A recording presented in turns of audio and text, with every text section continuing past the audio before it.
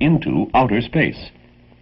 Here, failures in body chemistry become even more critical.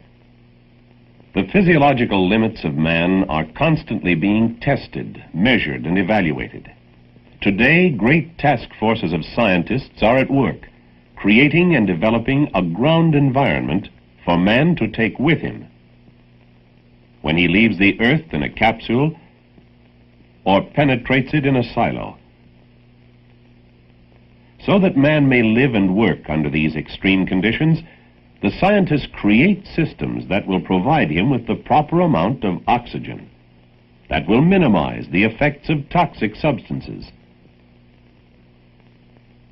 the disabling effects of G-forces, systems that will control atmospheric temperature, humidity, purity, and pressure, provide him with the proper nourishment, and warn him of radiation and other hazards. All these systems are created to arm man with the most effective equipment science can devise to prevent his physiological limits from being violated, to protect him against himself.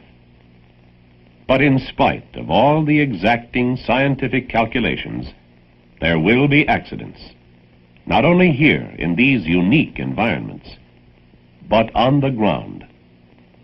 For dangers lurk everywhere in modern civilization, and every man should know the danger areas in his own external environment. They may not look dangerous, but they are insidious.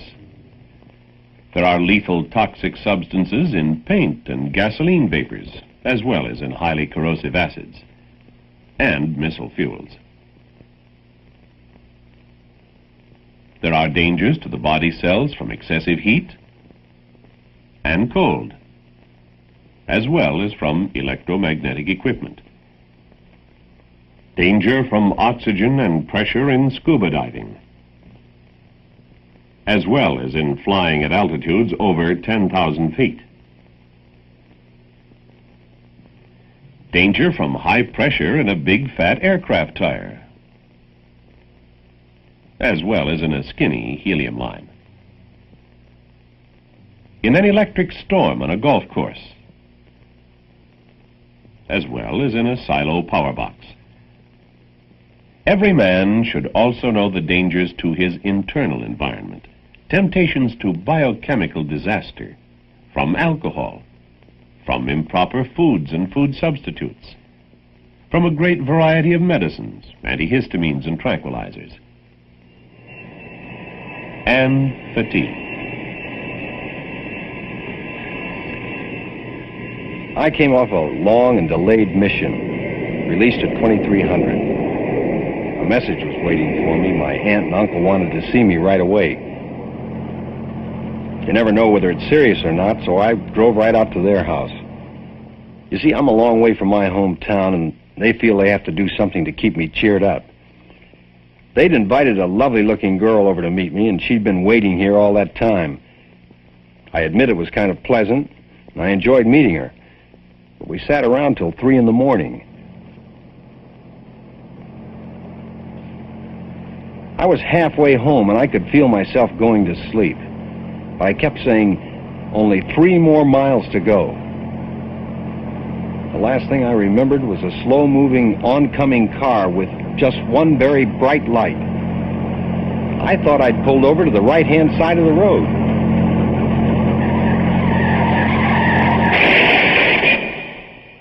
When he saw the picture of his car a week later, he didn't believe it.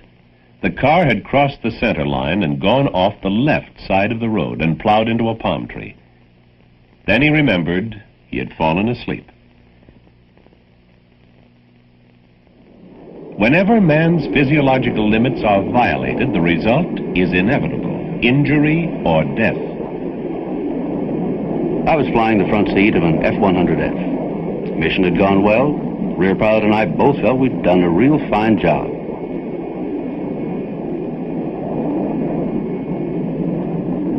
He was in the habit of taking off his mask to enjoy that well-earned cigarette.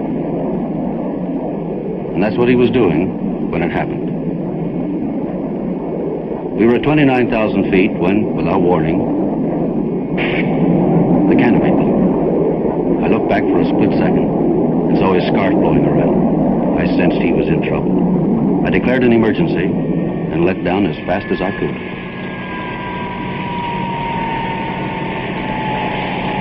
I managed to land the aircraft safely.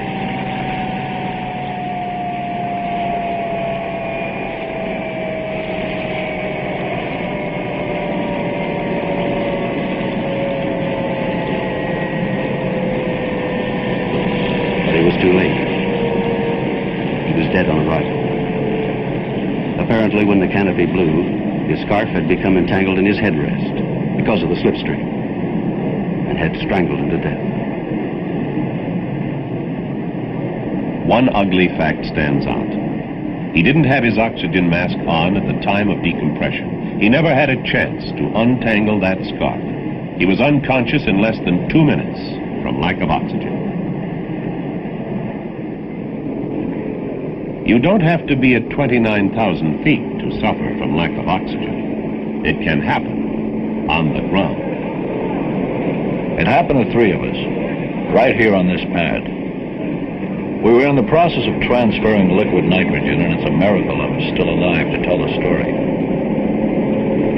You see, you get to know your crew pretty good working on a dangerous operation like this. And you know your life may depend on the other guy. So it's understandable that in times of emergency, we're a lot more than just a team. When someone spots trouble, he doesn't say, "Let's go." He moves. By the time I looked around, one of my men had already gone into the tank, and I could see vapors in the air. I knew something was wrong, but before I could do anything about it, his buddy went in after him, and he didn't come out fast enough to suit me. I don't know why I didn't take time to grab an air pack, but in I went after them. There they were, both lying on the floor, knocked out. I knew I only had a few seconds to get them out.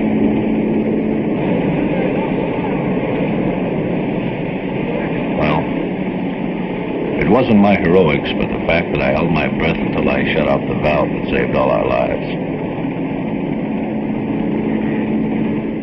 The first man in happened to be the last man out, and he was having convulsions.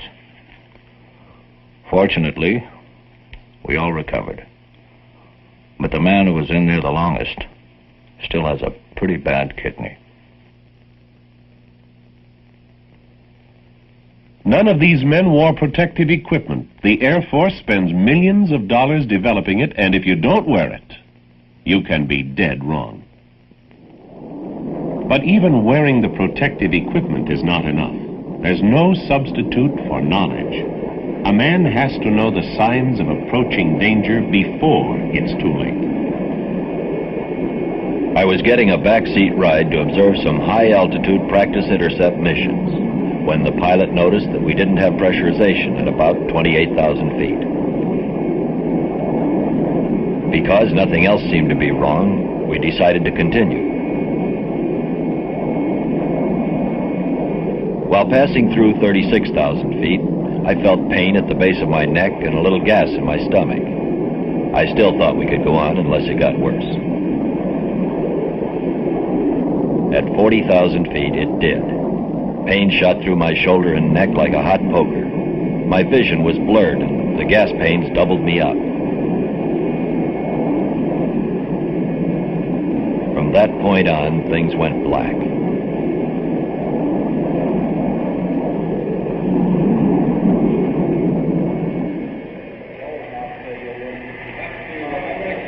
Rest at ground level wasn't enough to revive me, so they put me under heavy pressure in a recompression chamber.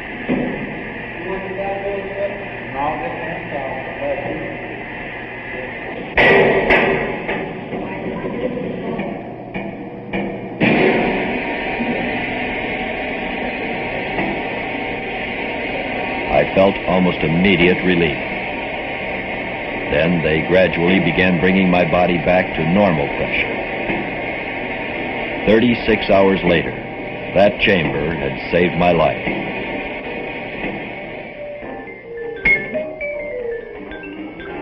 Some things the body needs desperately to stay alive, but there are others it can very well do without.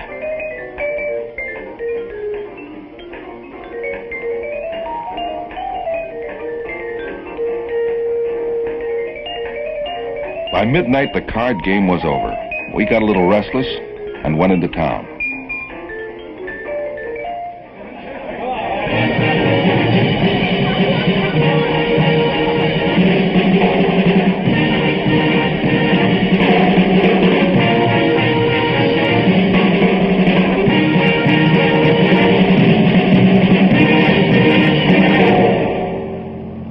By the time we headed back to the base, a light fog had made driving difficult.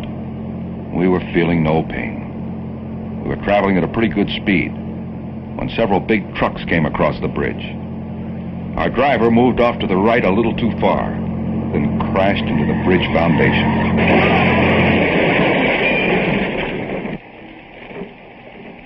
I was the only survivor. Alcohol is not a stimulant. It is a depressant. It plays havoc with your nervous system. It can't be said often enough. If you're going to drink, don't drive, don't work, stay home. It is not enough merely to know the physiological limits. The men in this aircraft knew they were violating almost every physiological limit in the book.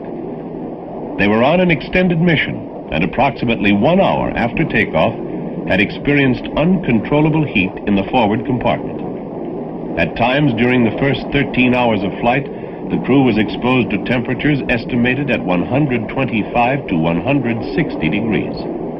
It was hot, and the cockpit was like a sweltering oven. You know, the zipper on my flying suit was so hot it burned my fingers even through my gloves.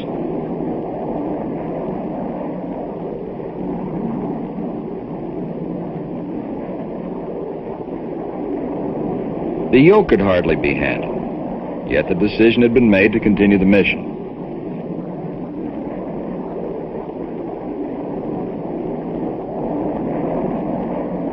We alternated going downstairs to the navigator station to cool off before going back on duty.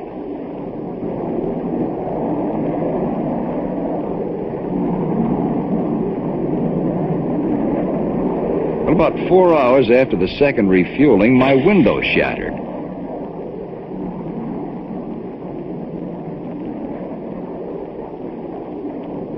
And the flight had to be continued without pressurization.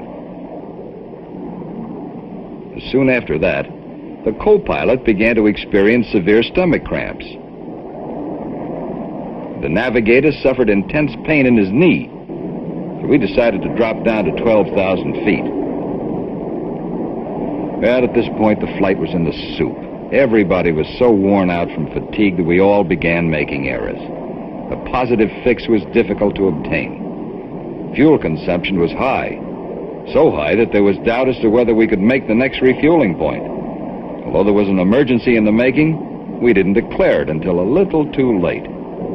A strip alert tanker was launched, but before contact could be made, we ran out of fuel.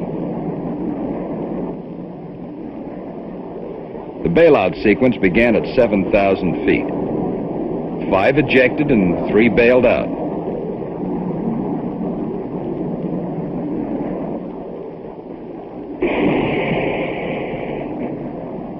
The aircraft made one complete 360-degree left turn. And crashed into a clear, flat field at approximately a 45-degree angle. Fortunately, only 2 of the men received major injuries. Cause of the accident? Physiological breakdown as a result of heat, lack of pressurization, and fatigue.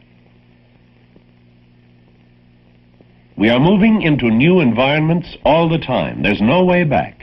Man will never again be solely a ground animal. We're going deeper, higher, and faster, and there's no alternative.